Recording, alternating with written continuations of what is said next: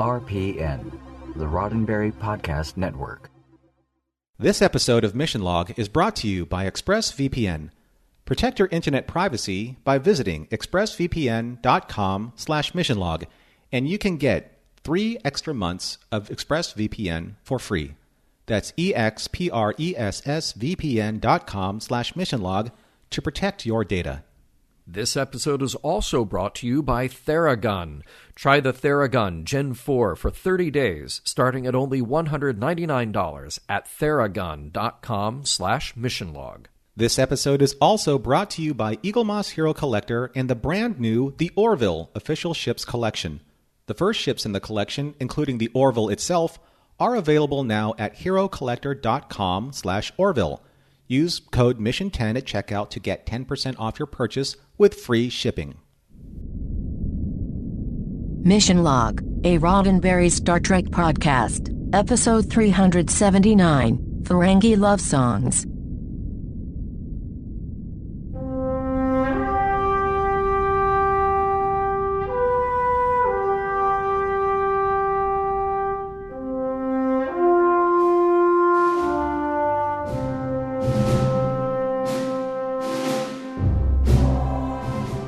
Welcome into another episode of Mission Log, a Roddenberry Star Trek podcast. I'm John Champion.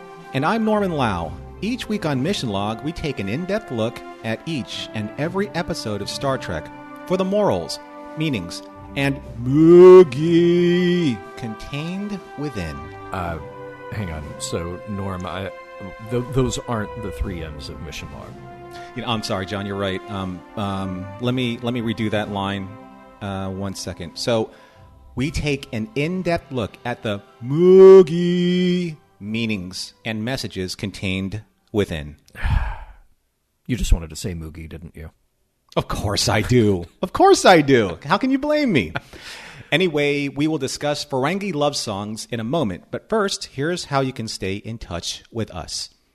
Mission Log relies on your participation, so that's why we want to hear from you. Help us spread the word by giving us a like or a share on Facebook or Twitter, where you'll find us at Mission Log Pod. Tell others about us there, and if you're inclined to leave us a review at Apple Podcasts, we'd be grateful. You can reach us on Skype at Mission Log Pod or by calling 323-522-5641. Our email address is missionlog@roddenberry.com. And remember, we may use your comments on an upcoming episode of Mission Log. Hey, we'll get to trivia here in just a second, but first a quick word from our sponsors, Eaglemoss Hero Collector and the Orville Official Ships Collection. I know it's so weird. It's a Star Trek podcast, but we're talking about the Orville. It's like you got your peanut butter and my chocolate. It makes no sense, but it does. It makes total sense because this collection is the collection designed in partnership with and based on Seth MacFarlane's hit science fiction comedy drama. It's the ships of the brand new The Orville Official Ships Collection, available only from Eaglemoss Hero Collector. Now, you know it's coming. The first ships in the collection, you got your Planetary Union ship, the USS Orville, and its shuttle. They're available right now directly from the Eaglemoss shop at $29.95 each with free shipping. There's even an oversized XL edition, which is very sweet, of the Orville, available for only $74.95. No matter what you order, use code MISSION10 at checkout to get 10% off your entire purchase.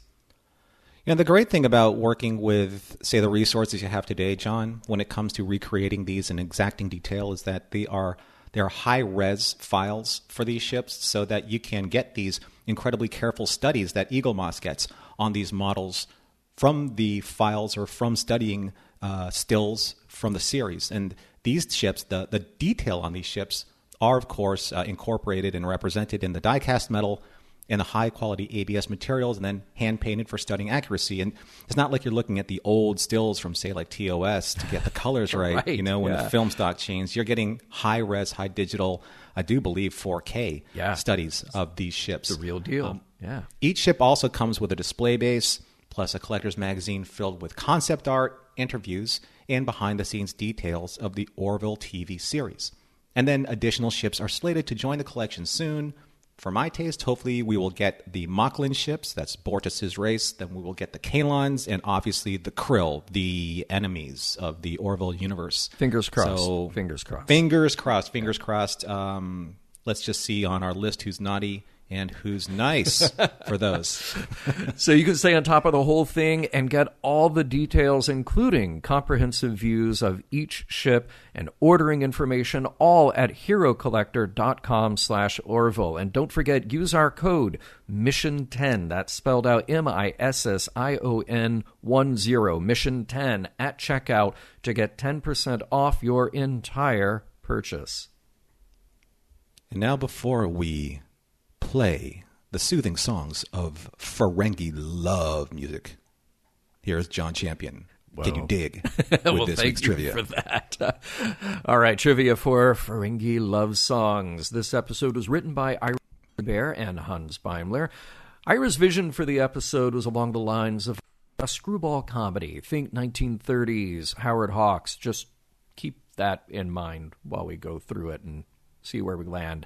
Now, this episode had a bit of a title name game. Ira had pitched it as how Quark acquired his groove back, but then it was shot and mostly written and promoted as Of Love and Profit, and the final name change didn't come until just a few weeks before air date, so a few listings at the time actually had the wrong title, as opposed to what was actually shown on screen and what we know now as Ferengi Love Songs. It was directed by René Auberjonois, and for a guy who didn't really love directing, here he is with his 6th installment of DS9. He will direct one in each subsequent season.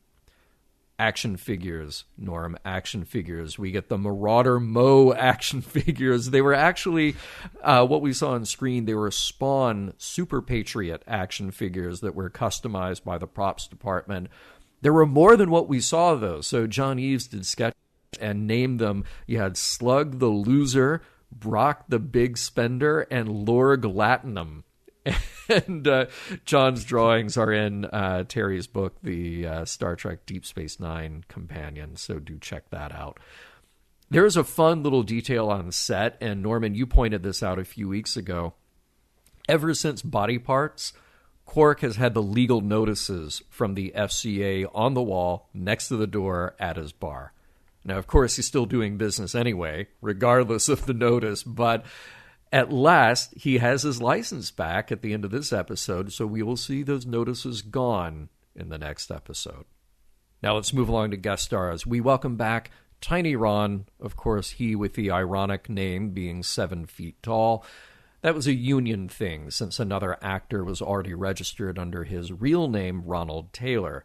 You've seen him before here as Mehardu, and we will see him again on Voyager in a different role. Hamilton Camp appears here briefly as the Ferengi Lek, paying tribute to Zek. Hamilton got his start as a folk singer and then switched to acting, where he racked up just a huge number of credits on screen and as a voice actor, really taking off starting in the 60s. He had an early success recurring role on the Richard Benjamin Paula Prentice comedy He and She, and later on you'll find his voice just about everywhere, from Smurfs to Darkwing Duck to the We will catch him one more time here as Lek, and then once more in Voyager.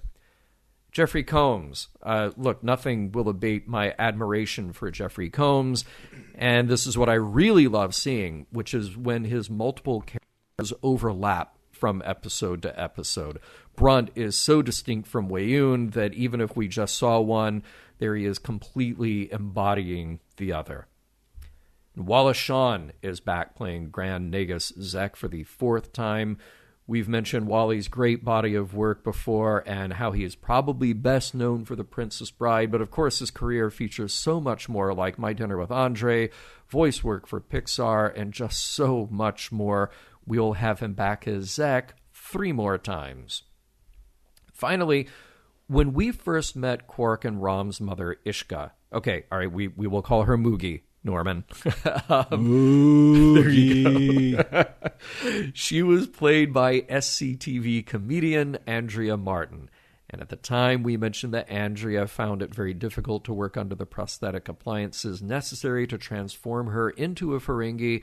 And this time around, the role actually goes to another comedic actress, Cecily Adams.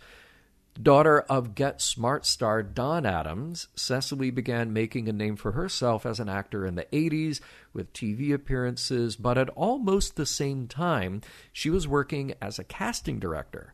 So her run on DS9, which will total 5 episodes, marks her last on-screen acting roles, but by that time she was casting major shows like Third Rock from the Sun and That 70s Show. All the while, she was also an acting coach and a live theater performer, getting her comedy training at Groundlings.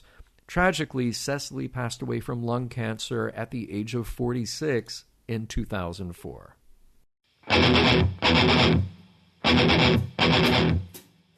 Everybody quiet down. I think Norman's about to sing us some Ferengi Love Songs.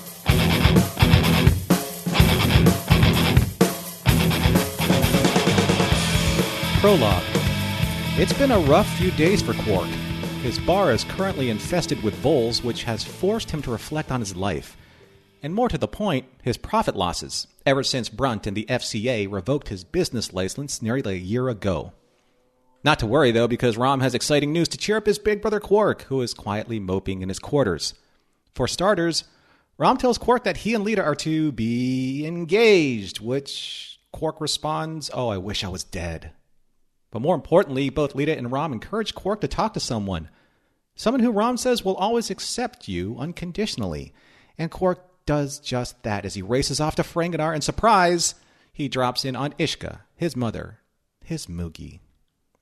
Act 1. In the Replimat, Rom is sporting a new Bajoran earring while reciting Bajoran prophecies to Chief O'Brien and Dax. Rom explains that he's learning and embracing Bajoran customs to make Lita happy. To which both Dax and the Chief respond in kind and compliment Rom, stating that he's the least Ferengi-like Ferengi they have ever met. And even though it was indeed a compliment, it did start Rom thinking. Back in Ishka's on Ferenginar, Quark has confessed all of his woes to his Moogie, especially losing his business license to Brunt and the FCA. But Ishka, however concerned, reminds Quark that they didn't part on the best of terms, especially since she's still violating Ferengi culture by wearing clothes and, even worse, making profits. Putting all of those aside, she agrees to let Quark stay in his old room, and when Quark finally settles in, he is startled by Grand Nagus Zek, in My Hardu, hiding in his closet. Wait, what? What is the Grand Nagus doing hiding in Quark's closet? It turns out that Quark really should have called Moogie first because Zek isn't there for Quark. He's there for Ishka. And not because she's in trouble. It's because the Grand Nagus Zek and Ishka are in love. Act 2. It turns out that Ishka and Grand Nagus Zek met during an annual Tongo tournament. She gave Zeki a few pointers and helped him turn around his losing strategies to win the tournament for the 27th year in a row, and have been seeing each other ever since, privately of course. Never one to miss an advantageous beat, especially to exploit a family member for personal gain, Quark sees this opportunity to get into the Nagus' good graces and get back the license to his bar. Speaking of which, back at Quark's, Chief O'Brien and his team appear to have rid Quark's bar of the vole infestation. Rom then asks the Chief to take a longer than usual lunch break so that Lita can sign his Waiver of Property and Profit, or WPP for short, or a Ferengi prenup for even shorter. Chief O'Brien warns Rom that forcing Lita to sign the WPP is a huge mistake. And the Chief was right, as later in Rom's quarters, Lita is appalled that Rom would even propose this contract to her. And unless you are Ferengi, nothing sours an engagement like fighting over money and property, so Rom takes off his Bajoran earring and declares that the marriage is off. As dinner is winding down at Ishka's, Quark tries to massage his way into the Nagus' good graces with a deluge of compliments and umlauts to the Nagus' ego. But Zek sees right through Quark's facade and refuses to intervene on Quark's behalf, as he broke the most revered of all Ferengi cultural laws, breaking a contract with another Ferengi. Zek's decision is final, and only the FCA can give Quark what he wants. Later in his room, Quark's answer to his problem literally materializes in his closet, in the form of, and in his own short greeting, Brunt, FCA. Act 3. Brunt knows full well of the Nagus' relationship with Iska and has appeared before Quark to offer him a deal, break up their disgusting romance, but quietly and privately to spare the Nagus any scorn of public opinion. In return, Brunt will issue Quark a brand new business license. Deal! When Quark appears later before the Nagus, he sets his scheme in motion. First, to convince the Nagus that Ishka is manipulating him in order to use his power to establish female Ferengi independence, which disturbs Zek to no end. With the Nagus reeling from Quark's lies about Ishka, Quark turns his sights on his own Moogie, manipulating her to do the one thing that would upset the Nagus, to ask him to use his influence to get Quark's business license back from Brunt and the FCA. Meanwhile, on DS9, it seems that Rom and Lita are in the throes of their recent breakup as Captain Sisko finds Rom working in his engineering duties and sobbing what he describes as tears of joy. Above them, Major Kira and a very distraught Lita are having a similar conversation as Kira tries to show Lita the error of her feelings as well. But the tears aren't just flowing on Deep Space Nine. Back at Ishka's, it appears that Quark's plan has worked, as he returns home to find his Moogie crying because Zeki has left her, and that their breakup will be a disaster for everyone. But that subtle warning falls on deaf lobes, and Quark immediately contacts Brunt to honor their contract for Quark's new business license. Act 4. With his new business license in tow, Quark is ready to head back to his fully licensed bar on Deep Space Nine. However, the Nagus wants to see him immediately. When Quark arrives at the Tower of Commerce, Zek is so appreciative of what he's done, warning him about Ishka, that he offers Quark the role of first clerk. But soon after, Quark notices that all is not well with the Nagus' memory. Stopping by Rom's to retrieve a tool, Chief O'Brien sees Rom contemplating over 2 very small stacks of gold-pressed latinum. More to the point, the total profit of Rom's career. Rom explains to the chief that one of the piles is to bribe Lita to sign the WPP, but those profits would end up being Rom's anyway, so what's the point? Rom admits that he wants Lita back, and later, at her snack stand on the promenade, he proves how much he loves her by telling her he has given away all of his money to the Bajoran War Orphans Fund. No money, no need to sign the WPP. Well done, Cupid O'Brien. Back at Ishka's, Quark comes to the realization that his Moogie is the one who has been able to keep Zek's memory and overall happiness stable and secure, which resulted in keeping the Ferengi markets profitable and stable all this time they were together. But Quark ruined all of that and jeopardized the Ferengi economy by listening to Brunt in the first place, who, all the while, has been playing at a much longer con. Act 5. Upholding the tradition of being the villain, Brunt visits Quark at the Tower of Commerce to monologue about his overarching plot to ultimately expose Zek's failing memory so that he could become the new Nagus with the full support of the FCA behind him. Back at Ishka's, Quark confesses that living amongst humans for so long, he may have acquired a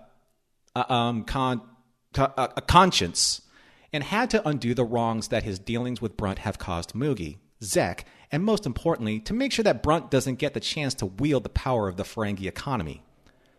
After thwarting Brunt's test to try and discredit Zek's memory, both the Nagus and Quark agree that the Vulcans can help Zek's memory so that he can remain Nagus for far longer than Brunt would like. In appreciation, Zek still wants Quark to remain on as first clerk, but Quark defers the honor to another, the true financial advisor behind the scenes this whole time. A hooded figure appears and is revealed to be Ishka, who Quark claims is the best financial advisor ever to serve a Nagus, and also his Moogie. With all things settled, Quark is finally packing his bags for his trip back to Deep Space Nine as Moogie comes in and reunites him with his most prized childhood possessions, his Marauder Mo action figures, which Moogie reminds him he could have fetched for more profit if they were in mint condition in the original packaging. As she says her goodbyes, Brunt materializes in Quark's closet one last time, and in no certain terms reminds Quark that he will keep a wary eye out for him, waiting for him to fail. But until then, and after Brunt leaves, Quark enjoys one last indulgent, a little pow, bang, and pew-pew time with his action figures. The end. Man, how bad are Cardassian voles? Because it's not like you just set a trap. It's like you have to have armed Starfleet guards shooting them all over the station. You got to close down Quark's bar. I mean, they're bad. They're very bad. Since I've never seen this episode before and I didn't know what was going on, I thought like some kind of like hollow laser tag game went awry. Too. Yeah. Right? Yeah. But, I mean, Dax did say that they were kind of like, not as cute version of Tribbles. So why not just ask the Klingons and say, hey, how'd you guys get rid of the Tribbles and the great Klingon hunt? Yeah, good point. Singing songs and all that. I like it when alien races create their own, or to be more specific, when writers create certain cultural touchstones for alien races. Mm-hmm. And the hug between Moogie or Ishka and Quark just seemed a little too human for my taste. Oh, interesting. And it was really awkward because the way that Armin bent over to hug her, it just looked like, okay, I got to just make sure that my prosthetic head doesn't bump her prosthetic head. Yeah, right. Yeah. Because later on, he and Brunt did this really cool contract handshake. Right. I really liked that. Yeah. Right. Yeah. Because it was a cultural touchstone that we have not yet seen, but they do the human hug, which I thought was weird. Right. No, that's a good point. Yeah. Another interesting, I think Ferengi design is really interesting. Like, they definitely stick to the same color palettes, like gold, brown, green, kind of rust color. Like, they definitely stick with that. And then they really play up the very, curved surfaces, the doors that are a little too short, that are all round. And I felt like Quark's room, which we've seen before, but I really paid attention to it this time. It had a very like a Dr. Seuss feel to it. And this time you went in and it wasn't just the curved door, but did you see the two bookshelves that were like they're S-shaped? like wavy. Yeah. Yeah. Right. They're really like leaning into this quite a bit. Well, the neat thing is I remember when the Ferengi were first kind of like advertised, when they did, was it the battle in TNG? Or I know that there was another one when they showed the actual laser whips, which were on the action figures. Yes, really cool, that was right? cool. The laser whips were. Mm-hmm. But they had the Ferengi icon, their cultural logo. Yeah. And it had similar shapes to like all of the, basically kind of like the door shapes, those ovals or those half archways. Right. I thought that was kind of neat. Here was something that was a little weird for me though: the whole pre-chewing of the tube grubs. So is that like, all right? Is that a Moogie thing, or is that a Ferengi thing, or is that a misogyny thing? What is that all about? You could pick one, or you could pick them all, and I think you would be right. It's so weird. Like, the misogyny is just baked into literally everything that happens in every moment that there is a Ferengi woman in the room. No question about it. And then, the Moogie thing is like, infantilizing Rom and Quark at every opportunity. And then it apparently is just a Ferengi thing too. It's disgusting. Ira is having fun just making you disgusted by these things that are part of Ferengi culture. Yeah. No question about it. I do have to say, man, you mentioned the laser whips on the Marauder Mo action figure. I relate to these moments just so much. I love that they wrote this in there and they stuck with it and revealed it in the end. You had to. And apparently this was specifically aimed at Ira. This was something that Hans wrote into the script because he, like me, he is a guy who very often doesn't open the toys because like, well, it'll be worth more if you don't open it. And I'm trying to fight that, I get it. I understand. Well, I mean, we've all seen kind of like Earl's backdrops. So yeah, right. This is a scene that kind of, hits close to home for Earl, I'm sure. Exactly.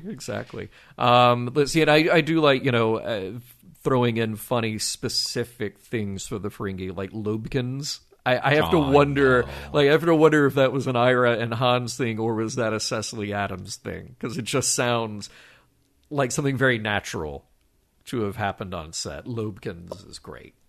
I'll see the whole thing, like with them, it was natural, but unnatural at the same time. Yeah. Right? You're just like, I'm not sure, like, if I like this or if it just makes my skin crawl. That's sort of that's the fine line they're always hitting. Yeah.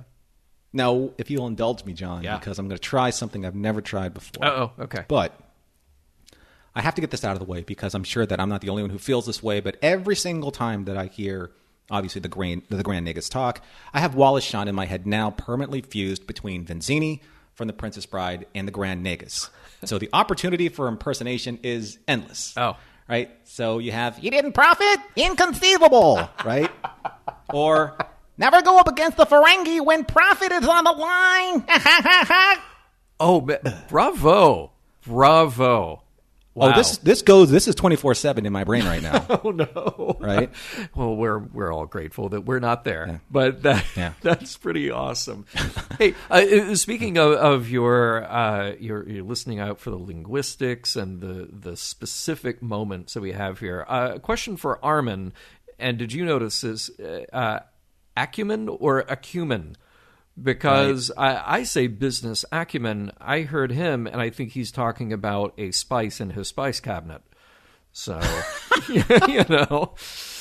Yeah. Well, every time we do live reads, I know that I butcher pretty much every other word or name or phrase. It comes with the territory. Yeah. And if Renee was just like, cut it, print it, we got to move. Yeah, pretty much. Yeah. Everyone knows what you mean, so pretty much. It's Ferengi spice, a cumin. Yeah, so, there you go. And look, and another. I just love it. When we see Jeffrey Combs here as Brunt for the first time, and he's disgusted by Zek and Moogie Ishka having this, and he says the perverted little love affair. he chews every syllable. He adds syllables that aren't there to that word, and magnificent. He's so good. I'm sorry, I couldn't help myself. You did that so well. That was awesome. You keep working on a Wally Shawn. I'm going to work on my Jeffrey Combs. Yeah. And by the way, Tiny Ron. Shout out to Tiny Ron. Mayhardu. What species is that? And he's the only one we've seen. And he's definitely the only one we've seen on Ferenginar. Like, how did he end up there, and why is he working for the Nagus? Well, okay, so what was the name of Loxana Troy's valet? Oh, Mr. Hom. Yeah. So Mr. Hom. So you have Mr. Hom and you have Mr. Mayardu. They're kind of like, I bet you they hang out kind of like in the valet's room. They have a club. What's up, man? Yeah, sure. All right. That makes sense. I was just wondering if it's like maybe some kind of play on Major Domo, because, the Major Domo takes care of the estates and the affairs of one who has that kind of authority. I like that. I could see that being a writer thing. Like they're taking notes and they say, okay, Zach has a major domo. What are we going to call him? Well, you just keep writing it as major domo, and then eventually you have to script it, and you're just like, make it, just jumble up the syllables a little. It's like the Oreo thing, right? Like someone's like, so what do you think? And someone has a donut in their mouth like, Mario? Like, yeah. There you go. Like, yeah, Mario, that's great. Let's write that down. Perfect, yeah. Not a lot of food in this episode. I mean, the Ferengi stuff, but we've talked about it before. But Lita is selling Jumsha sticks and blue Jello and some wicker balls on her little stand there. So, what was she stabbing or trying to rearrange? What was that? I thought it was was that the blue Jello she was messing around with? I guess so, but it looked like she kept like sticking it with something like a toothpick or something. Not a great looking spread, and for Rom, he doesn't even like Jumja sticks, so yeah. Oh, there is a line in here that I thought was really interesting. Personal greed has to reflect the public's greed. I mean, that's okay. That's a line that could be maybe a lesson from this episode. I just want to park it here for now because it's funny on the surface, but at the same time, there is maybe a truth there that I'll get to later, how our leaders are sort of in a contract with us. But I just thought that was so, it was so perfectly Ferengi, and yet, I don't know, it's so perfectly human as well.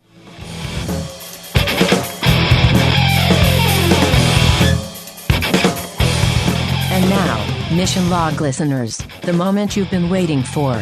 Now that's what I call Ferengi Love Songs Volume 1, featuring all your favorites like You Can In Fact Buy Me Love by the Snuff Beagles.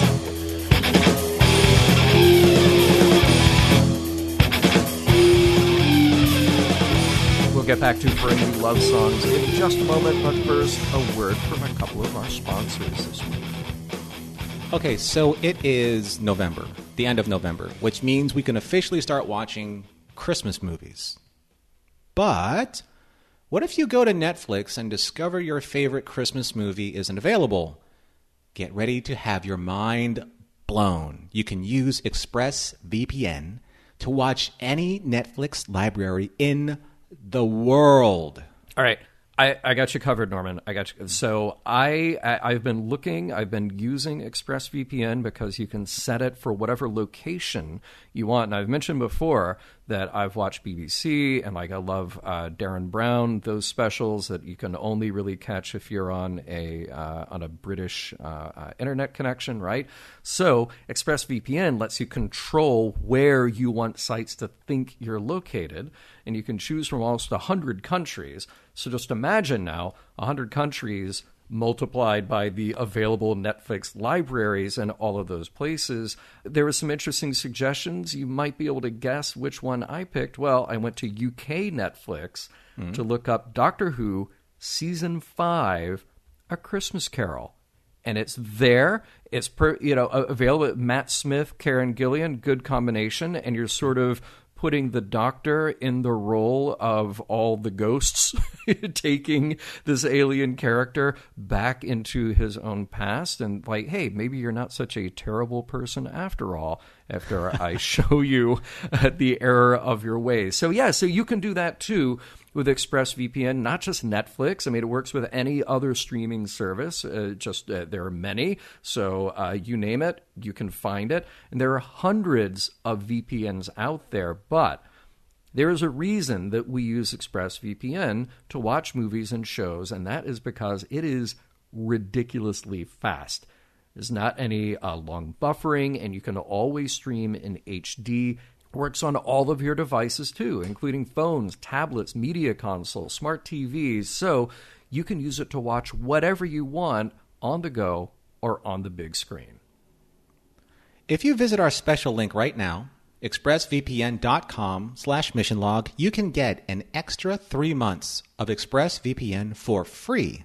Support the show, watch what you want, and get your holiday fix at expressvpn.com/missionlog. Well, we are almost close to holiday time, that special time of year where we all get together with family and friends under this wonderful blanket of warm stress, because the holidays are so stressful sometimes. They're not supposed to be. That's not the point, but they end up being that way with traveling, with obviously the dangers of traveling through COVID-19 areas.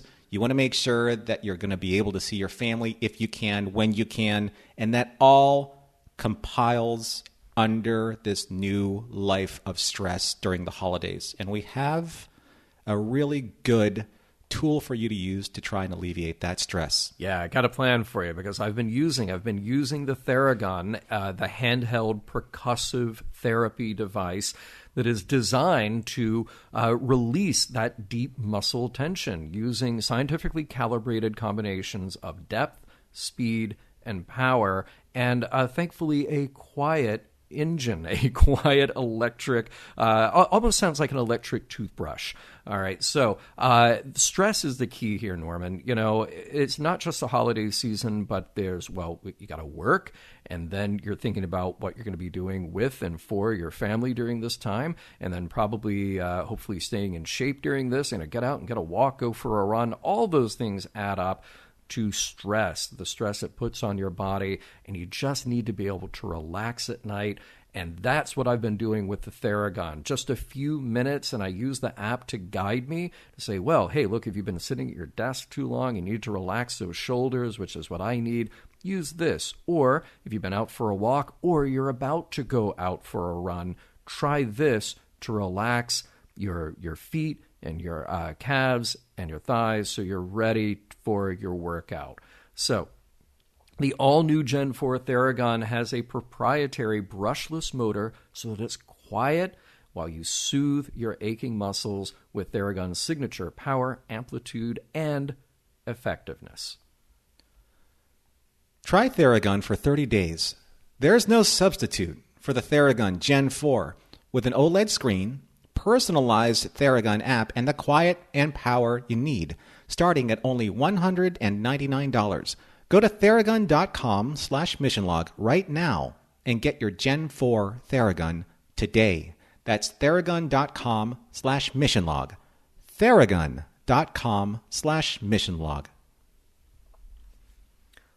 All right, Norman, comedy episode, but there might be a few important points to hit here. Not just, they're making jokes, there actually may be some deep discussion points. One thing that I wanted to start out with is just to say, I've never been through this kind of thing.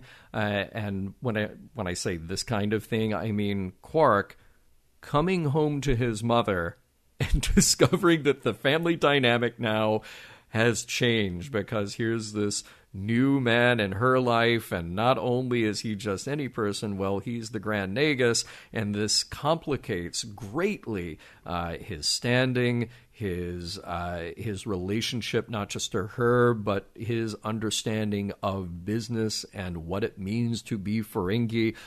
His entire world gets turned upside down because of that.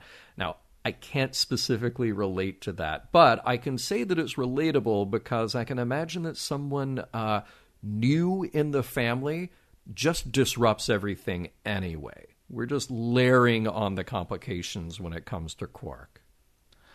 I guess it's kind of like, when you mentioned it before in one of the ads, it's kind of like what happens during the holidays. You don't see your family for a while. Mm-hmm. There are relationships that change and dynamics in the family that change, and when you finally step through that door, you try and remember what it was like being home the last time you were home. And in this case for Quark, it's been some time, so everything feels a little topsy-turvy. It's like your world gets turned upside down, but you don't really know why. And that's why I guess I was like unsettled watching this episode. I felt like I was like on some kind of mind-altering substance watching this episode, right? Right, yeah. Because I just felt like the story was weird. Yeah. Right? You had this bizarro land type of logic that seems to make sense in universe. Mm-hmm. But, I've defended the Ferengi culture several times in other episodes because you were only exposed to certain bits and pieces of it that you can counterpoint. Yeah. But when you see it all up front and concentrated and consistent and referenced in a certain way throughout the course of this episode, you're like, it doesn't really work the way that I wanted it to work, or the way that I believed it worked, and not nearly as in depth or as well thought out as, say, like the Cardassians and their family processes. Isn't that that is the difficulty when you have, all right, you go back through the history of the Ferengi, and first there are these, feral and fearsome enemies with the laser whips, and they're animalistic, and I believe in TNG they even Riker refers to them as eating their defeated. Yeah, so there's something terrifying about them. And then we soften them up a bit, particularly because, well, you've got Quark now as a lead character in the show. You can't just have him, constantly eating the people who don't pay their bar bills. So there has to be a change there. And the more we have with Ferengi characters, you've got to give them depth. You've got to give them some nuance and more facets to the characters. So then you're developing a whole culture. And I think clearly that was not the intention when the Ferengi were introduced. So now it's like we're having to backtrack. I won't say retcon because we're not trying to create a consistency there necessarily, but we are having to sort of backtrack and go like, okay, if we keep layering on these odd aspects to Ferengi culture, how much more of this can we really accept as being realistic and accept as being, as you say here, in universe, before like everybody in the Federation is just like, yeah, look, we're going to stay far away because this is not good. Mm-hmm. There is another thing that I want to get into here about this. I think this is something maybe relatable, maybe a little more interesting than just the family drama, the family dynamic that's happening. And that is the political dynamic going on Ferenginar. Brunt says to Quark, when he sort of calls him out for his mother's relationship with Zek, we must spare the Nagus even a hint of public disgrace. And we've seen this now. We've seen this with Brunt, typifying this Ferengi fundamentalist streak. And Brunt is the most fundamental of them all, the by-the-rules guy, the by-the-book guy.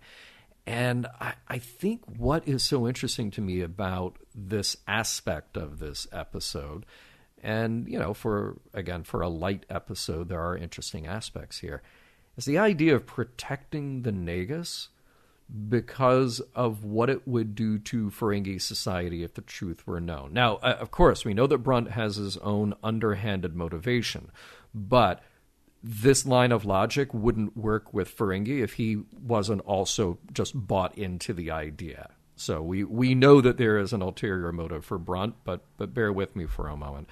I kept thinking, we've had leaders all over the world who have not at some times been at their best. Or ever. Or ever. I'm speaking very generic here. Psychologically, emotionally, physically, whatever it is, and partly their staffs and supporters will hide it in order to keep them in power and not let their citizens lose their trust, lose their belief in that leader. And also, citizens will sort of buy into the belief that their leaders are okay just for the good of the country. It's what Brunt is playing with in Quark's loyalty here. And in this episode, we see the good side of just letting it be that the Nagus is losing his mind and is not really truly capable of being the leader of this entire world. It's a better alternative than somebody like Brunt taking over, for sure, but it also shows that power is just something that we allow people to have, and that sometimes the lie is more beneficial than the truth. I don't know if that's necessarily a good message to take away from this, but that's kind of what I was getting at with that line. Personal greed has to reflect the public's greed. So you can replace greed with whatever word you want to, but the idea here is leaning into this, that the person in power is only as good in that power, is only as solid in that power because the public is allowing that power to take place. The public is allowing, it's that contract that we have with that leader to say like, oh, okay, well, yeah, you might be doing something crazy, but enough people here will support you. Enough people here will just want to keep that going because we want to believe that our leaders are competent and we want to believe that their decisions are good, even if somewhere deep down we know they're not. Well, I mean, this is the monoculture of monocultures, I think, maybe in Star Trek, right? Because everything is designed to do one thing, to make them profit. Every decision is created, or every decision is weighed and measured and extrapolated, and to make the most amount and maximize their profits. So when you have somebody like the Nagus suffering, these small details, any slip in his stability causes the markets to fall. And that's very real time, though. There's any instability in world leaders or world politics or the fabric of how relationships work, geopolitically, the markets start to they start to embrace those changes, and then investors start to get antsy, and then the numbers start to tip or rise or fall or just really accelerate or really plummet. I see that exactly what's being played out here with Nagus. And Brunt knows that too. So Brunt's like, you know what? For all intents and purposes, I want to be the Nagus. But also for all intents and purposes, if the market goes down, my profits go down. So he's self-serving in two ways. Yeah. Which makes him the uber Ferengi, because he's like, hey, I want my profits and my cake, and I want to eat it all. So I need to make everything, keep going the way it's going until I can seamlessly maneuver myself into power, which I thought he did pretty interestingly, because it's like, now, I can get my licks in on Quark, because I just don't like you, Quark. Yes, right. Right. And like I said, he kind of he did the villain thing, and he says, I'm going to tell you all of my plans because you can't stop me now, right? I'm going to what's the word I used earlier on? I'm going to monologue my plans, as most villains do. Yeah, right. But yeah, it's an interesting thing how this type of the model culture, like any instability of a leader, fictionalized or otherwise, is literally the pulse of the culture. But I like how you describe the real-world impact on the markets, because I cannot, by any stretch of the imagination, say that I'm an expert on investing at all. But I do have some investments, so I pay some attention to what's happening with certain companies and in the stock market in general. And, of course, the best advice is just, leave it alone and never look. But, but what you said has so much truth to it that those markets rise and fall because of the construct of our belief in that market. Yes, companies sometimes do well and companies sometimes do poorly, and then that has a direct reflection on how they're performing in the market. But so much of the time, there are outside forces that get investors spooked, and then they run away, and then that has this domino effect on the rest of the market. Or the opposite happens, and it artificially inflates the market because suddenly people just feel like, oh, well, I feel much more confident now, so investments happen. And yes, there are real-world correlations, but there is a huge chunk of that we have to understand is based on the whims of how those traders are behaving that day, or over maybe a longer period of time, that week or that month. It really relies on the trust that people have in that system, the belief that it is what it says it is. And I don't want to put too fine a point on it, but think about the two influences that were affecting the Nagus at this time, either positively or negatively. You had Brunt, who was trying to maneuver himself into the Nagus position, but he didn't really have the savvy to be able to affect the market the way that they wanted to assume the Grand Nagus would always have that kind of influence over, especially the Ferengi market and his people. Yeah. But Ishka did know, for all that time that they were together, Ishka knew how to maneuver the market through the Nagus because she knew what was right for the market. And I will touch on that in a second. Okay, very good. And let's talk about Ferengi prenups.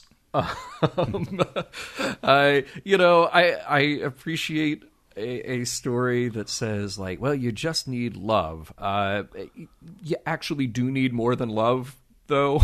Sometimes, even in this world of the future where their basic needs are maybe taken care of, like food if you've got a replicator, and shelter if you happen to live on a nice spacious station where you can find plenty of 2-bedroom apartments. But look, all prenups are terrible. All prenups are rough. Divorce is probably even worse, I think. Can't speak from experience there. But there are some of there's some of this B plot, though, that I do want to pick apart, because a good amount of it just rubbed me the wrong way. Something about that short conversation between Kira and Lita just didn't sit well with me. It was very cliche. We know what is happening in that scene. Lita is just sort of expressing all of her frustrations. He drives me nuts. He loves Latinum more than me. And Kira's saying, nope, no, he doesn't. No, he doesn't. And she's saying, Lita's saying she doesn't love him anymore. Kira's like, yeah, you do. Yeah, you do. And deep down, of course, we know that Lita has feelings for Rom. Of course. At the same time, I feel like I wanted at least some more realistic scene buried in there somewhere, like a friend who would just do more than essentially say, "Oh, you'll be fine. You're really late. Just get back in there. You love each other." Like, somebody actually needs to address Lita's concerns here. Right. we get a more realistic scene between O'Brien and Rom, with O'Brien saying, like, "Hey, don't be a jerk. You need to treat her respectfully and follow what your real passions are here." But I feel like Lita is really getting the raw end of the deal here, where nobody's saying, like, "Hey, here's how you can actually talk this through." Scenes like that, and for some of the scenes that were in this episode, which also made me a little unsettled with this episode, is that I felt like this was the episode of contractually obligated appearances. Yeah.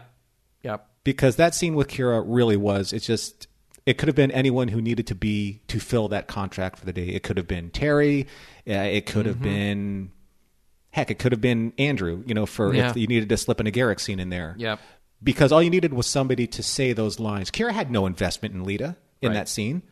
I don't even remember if they ever had a conversation before this. Right. Certainly not about Rom. Right. And the only thing that they have in common together is that they're both Bajoran women. Yeah. So obviously they would talk to each other, I guess. Right. Yeah. I mean, even the whole thing with like Cisco and Worf and talking about General Martok and dropping his attaché or whoever like off the promenade. It's like, it just seemed weird. Like, it just seemed, okay, let's throw this scene in because they have to be in the scene. They get their minimum X amount of words in, and then that's it. Right. And that's as far as that reference goes. Now, I'm sure listeners will be like, but it's still a good scene. I'm like, I'm not saying it's not a good scene. It's just that it just seemed forced. And there's a lot of that going on in this episode. I will say it's not a good scene. I will gladly say it's not a good scene. Well, they're just weird. Yeah. Right? Yeah. They're just throwaways. And if that's where I don't want to steal my own thunder, so I'll just... We'll get there. Let's before we get there, let's talk a little bit about Quark here. I did find it very amusing that being around humans too long, he got exposed to their ethics. Those humans. Yeah. We're definitely seeing this change in Quark. I mean, gosh, he learned that murdering 28 million people is wrong. So... Yeah. Good for you, Quark. And now he's learning that there are certain ethical principles to live by, too. Technically, he has now the root beer on tap at Quark's. Because he's been... I still think that's one of the best analogies written about the Federation in Deep really Space is. Nine. The root beer analogy. It's amazing. Yeah. And I think that's kind of like what's going on here, is that he's been surrounded by this bubbly frothiness of optimism and positivity and do-gooderness that he can't help but do it himself, because it's giving him a conscience, like, oh my God, no. So I want to ask this to you, John, and obviously this is probably going to be something that sits in varying degrees with the listeners, but it's something that really, really bothers me about this episode and about the Ferengi the culture at large. And I know that there will probably be response to this is like, why is this becoming such another one of those anti-sexist episodes? Because what anti-sexism is bad, because that's what it's supposed to be. Right? The sexism in this episode, the misogyny is just unbelievable. Yeah. But all that being said, I'm trying to figure out what the writers in this episode were trying to convey by the sheer brute force of the Ferengi culture being referenced in this episode. Case in point, and it starts off with Ishka. You disapprove of me, Quark. Now, this is his own mother talking to him. You disapprove of me, Quark. You always have. Moogie, stop wearing clothes. Ick. Moogie, stop earning profit. You have stopped, haven't you? I mean, earning profit. Wearing clothes is bad enough, but profit. I mean, okay, I get it.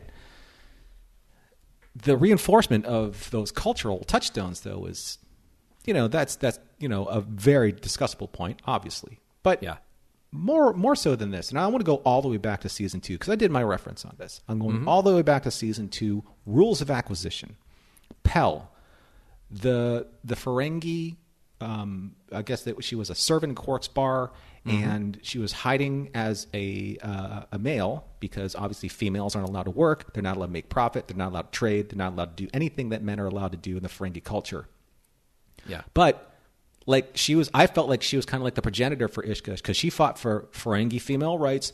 She believes that Ferengi females are capable of making profits as well or even better than Ferengi males, wearing clothes, speaking their minds in public. So I guess the big question is, what exactly are we dealing with here in total when it comes to seeing these Ferengi female archetypes in Deep Space Nine? Why are they introduced in these stories if we are never to see examples change the scope of their culture at large?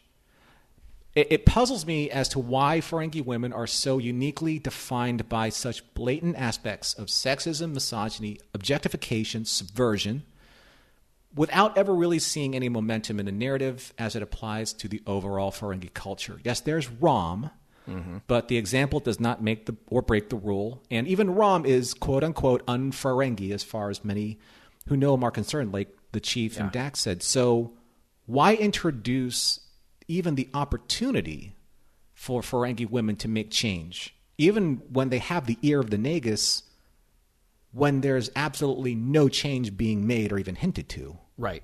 Yeah, see, that's exactly it. And again, look, listeners, of course, there's 2 more seasons of DS9 coming. We will see Moogie again. Let's focus on where we are right now, because we are nearing the end of season 5, 5 full seasons of DS9.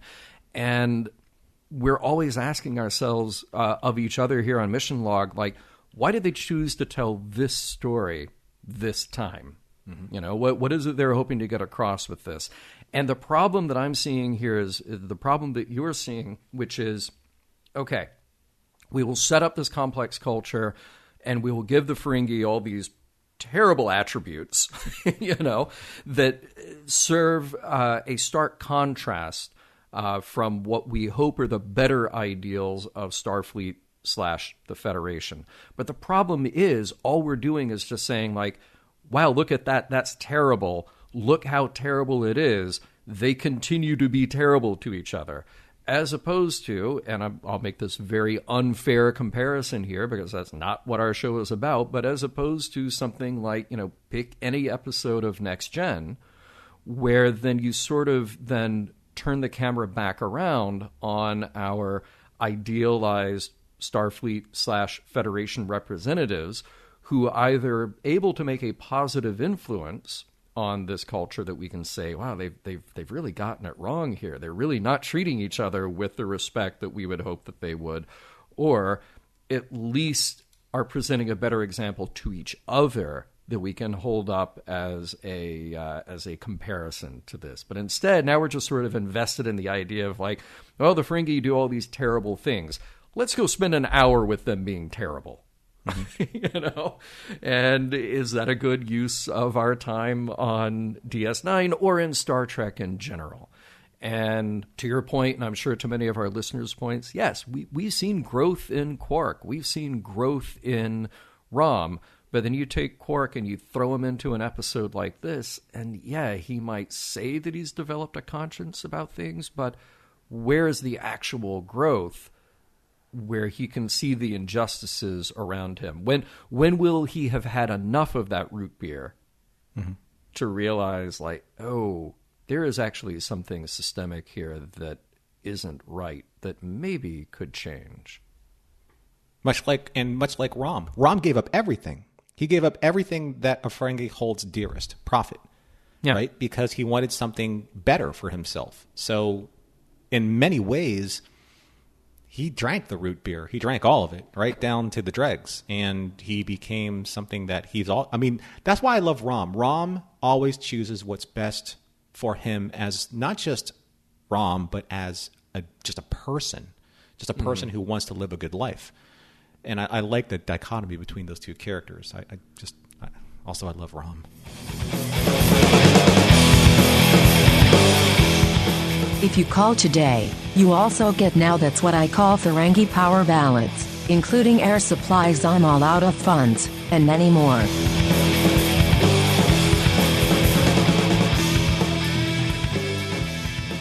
Norman, you'd think that people would have had enough of Ferengi Love Songs. I look around me and I see it isn't so. Or I'm sorry. Well played, sir. Or maybe we have had enough of Ferengi Love Songs. I think maybe we've hinted and teased enough at our summation of this episode. But we'll get into it here, and I'll pose it to you first. Does the episode hold up? And then we'll get into our morals, meanings, messages. What did you think? Well, first of all, I apologize to computer if John stole any of your ideas for lines. Because that wasn't me. That was him. The computer doesn't care sorry, about computer. me. The computer will do whatever the computer wants to do. So, yeah. This is true. This is true.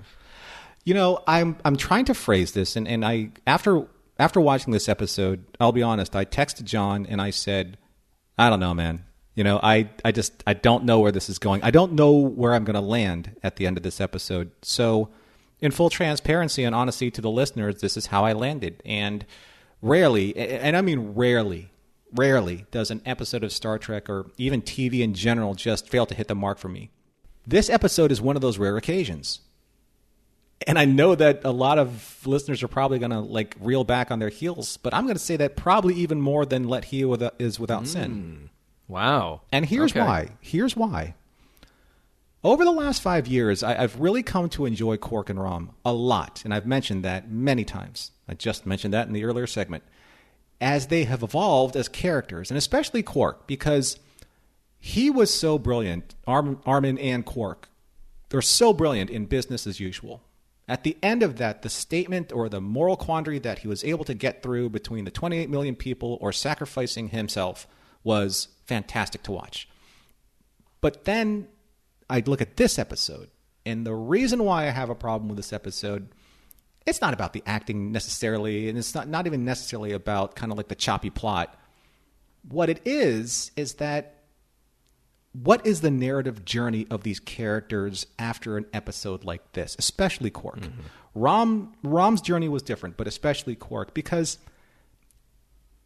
I don't understand the motivation. I don't understand where Quark is coming from after Business as Usual, right?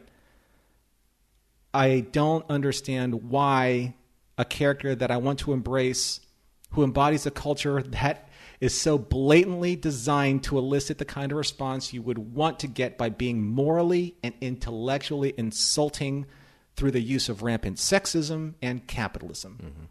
So, in rooting for Quark to win, quote unquote, in a sense, I'm rooting for his culture to win, because by extension, those are his motivations.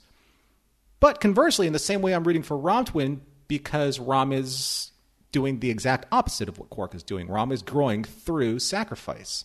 So what am I being led to believe here? Am I rooting for Rom and his culture to win? Or, for Quark? But if the Ferengi culture wins, then by extension, Lita lives a life of servitude and signing the WPP and also has to suffer through, say, what Ishka suffers through. So I don't know where I'm emotionally settling because it's so confusing. Yeah.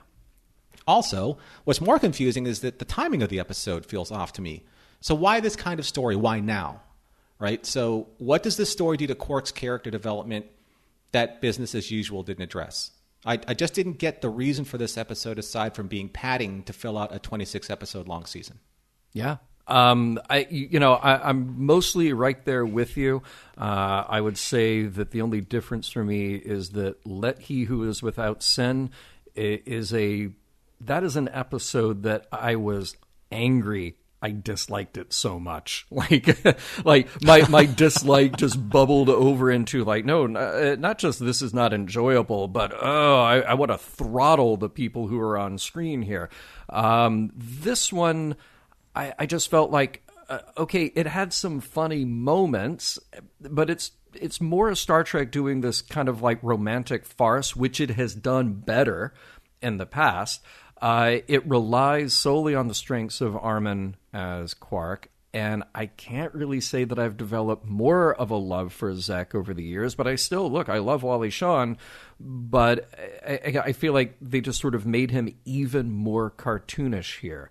And I know I'm not totally off base just because, having read what Ira and, particularly Ira said about this, like they were going for screwball comedy. They're going for what Howard Hawks did back in the 30s. And what they were getting scene by scene, okay, they would nail the joke. But then when you put it all together, it just turned into this cartoonish comedic mess. It wasn't something that had a real focus or it had a real raison d'etre. As for the Lita and Rom story, I really do like them together, and I love the way that we've grown Rom over the years. I just wish we weren't telling their story, again, in a series of cliches where he has to make the move, she has to pin him down, he's kind of an idiot who has to be kept in line. Lita should have a little stronger presence here and just be able to decide exactly what's best for her rather than constantly waiting for Rom to come around. I get that's the dynamic they wrote.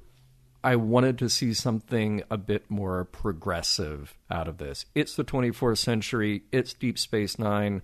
Yeah, it's TV in the 90s, but okay, it's TV in the late 90s. Come on, these are smart people writing these episodes. I got to say, I miss Andrea Martin as Moogie, but I know Cecily Adams will totally grow on me. I think she makes a really strong presence here, and I look forward to seeing more of her in that role. And I really, really hope that Moogie is the one who can push Ferengi society forward a bit, because Lord knows they need it. So as far as an episode, I'm with you, Norman. I do not love this. I just think I will give it more of a pass than I will Let He Who Is Without Sin. That will just get my anger up.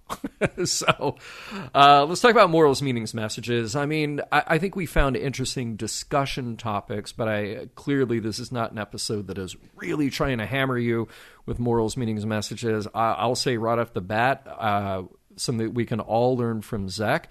Please download and use a good password manager app because, you're going to need it now. You're going to need it in the 24th century.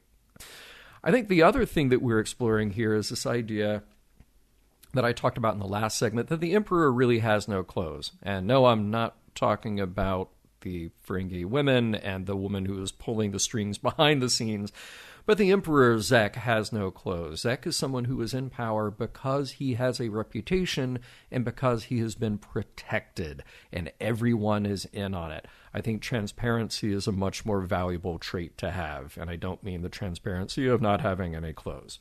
And then finally, for me, rule of acquisition number 299, Latinum lasts longer than lust. Sure, maybe literally true, but Rom learns a more important, dare I say, human lesson here, which is that the value in our lives comes from the people in it. So I think we are all meant to accept and respect the decision that he makes, which is the right decision. What else, Norman? What am I missing here from my little list? Well, I mean, I love what you've said so far. I mean, the download and go to use password manager app is funny. I was thinking of Spaceballs and President Scrooge. It's like, amazing. I can't believe he has the same combination on my luggage. right? Yes. And, it's a comedy of errors. Yeah. As this episode goes. I mean, okay, if they're going for screwball comedy, I don't remember comedy like that in the 90s being defined this way as screwballs. So points for the attempt, I guess. I'm not a writer, so I'm not going to, even though I have a writer's hat in some form or another. I've mentioned that before. But I do think that it's hard to try and second guess what writers did with their motivations, 25-ish years ago? Yeah. Because I don't know what the humor scene was like, or don't remember what it was like in like 1997, 98, or what the inclusion level was like, because it's not the way that it is now. Right. So the sexist type of jokes probably landed a little bit better. I'm not forgiving that. I'm just saying that they landed probably a little bit better and probably a little bit more snickered at, behind closed doors than say now. Times were different back then. I understand that, but it still doesn't really kind of settle with me in that sense. Yeah. But I know that the rules of acquisition have been referenced many, many times throughout the course of the Ferengi culture, and you did too. And I think that I'm just going to continue that tradition with how I think morals landed here. So say when it comes to Moogie's relationship with Zeki. So rule number 6, never allow family to stand in the way of opportunity. Right? Because who was using who in this scenario? Right. Right. When you really look at it, it's their, who is really using who. When it comes to Rom and Lita, rule number 14, keep your family close, keep your Latinum closer. But Rom grew from that, which was a good point for Rom, a good moment for Rom. When it comes to Quark and Brunt, rule number 17, a contract is a contract is a contract, but only between Ferengi, which has got him in this trouble in the first place. Right. When it comes to Quark and Moogie, rule number 73, if it gets you profit, sell your own mother. Yeah. And these are out there. These exist, right? So I know that they're more farcical than not, but there's a very dark and underlying veil of the truth and wisdom in each one of these rules of acquisition. And I think that it's interesting how they can apply, because when I read the lists of the rules of acquisition, they really do reflect more of an honest look at the underpinnings of human motivations, more so than people, I think, would like to admit or think. And I think that's what makes the Ferengi culture fascinating. It's just that the way that they brought it to bear here with such a hammer swing approach loses a lot in the subtlety of what the machinations could have been, as opposed to just hammering home the fact that women can't do anything and men can do everything, but men are inept and women actually succeed behind the scenes. All I can say is, please let Ferengi culture change at some point. I got my fingers crossed for those, lovable, terrible, lobe-headed orange aliens. Mission Log is produced by Roddenberry Entertainment, executive producer Rod Roddenberry. Our website and your opportunity to comment and connect with us is missionlogpodcast.com. If you would like to support Mission Log directly, you can do so at patreon.com/missionlog. Enjoy all the great Roddenberry podcasts at podcast.roddenberry.com, where you'll find Women at Warp, Priority 1, The Trek Files, your daily Star Trek news, and Shabam. And for more Star Trek news and discussion, be sure to visit trekmovie.com. On the next Mission Log, Soldiers of the Empire.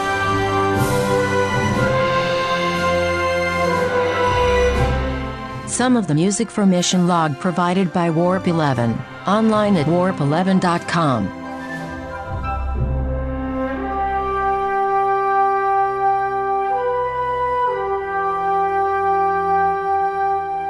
Send check or money order to Ferengi Love Songs, care of Deep Space Nine Records, Colorado Springs, Colorado.